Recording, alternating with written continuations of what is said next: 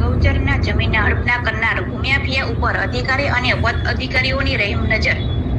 વિસાવદરના કાલસરી ગામે અંદાજે 3200 વીઘા જેટલી ગૌચર જમીન આવેલી છે, ત્યારે કાલસરી ગામના માલ અધિકારીઓ દ્વારા છેલ્લા 8 વર્ષથી પોતાના માલઢોરને ચરિયાણા માટે ગૌચરને છૂટી કરવા માટે મહેનત કરતા હોય માલધારીઓ પોતાના માલઢોર સાથે ડીડીઓ તેમજ મામલતદારના ઓફિસ અવારનવાર આંદોલન કરી ત્યારે જૂનાગઢ કલેક્ટર દ્વારા DLRને ગૌચારા જમીનની માપણી કરીને હદની નિશાન કરવાનો લેખિત હુકમ કરેલો હતો।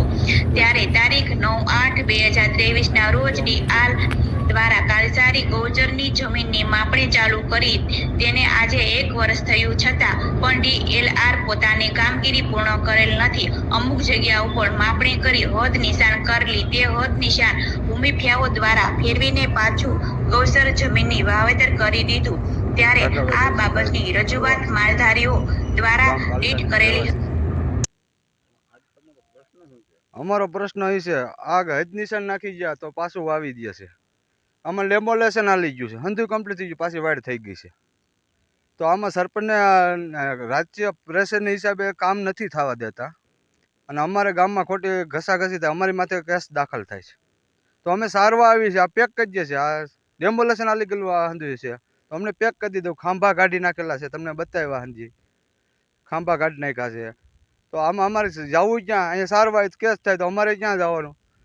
જો હવે 12/9 અમારો આંદોલન પાછો છે, અમારી અરજી દીધેલી છે, 12/9 અમે પાછા માલઢોર સાથે પાછા અમે કચેરીમાં જવાના છે। આ 98 નંબરનો સર્વે નંબર છે।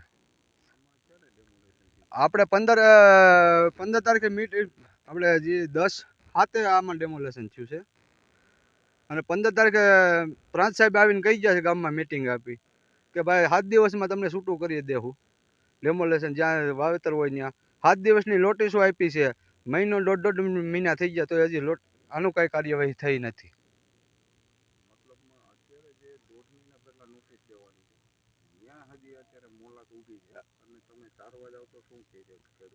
ખેડૂતો અમને કહે છે કે ભાઈ અમને હદ નિશાન અમે નાખી દીધા છે, તો એને આડેહો ન કરે તો અમારે જવું કેમ? તો એનામાં ખાતેદારમાં વ્યા જાય તો અમારા માલઢોર પાછા કેસ થાય, તો અમને અટાણે છૂટી આપે કે એનો કબજો અટાણે પેક કરી લે કાયદેસર ખાંભાને હદ નિશાન સુધી, પછી અમારા માલઢોરામાં આવી શકે।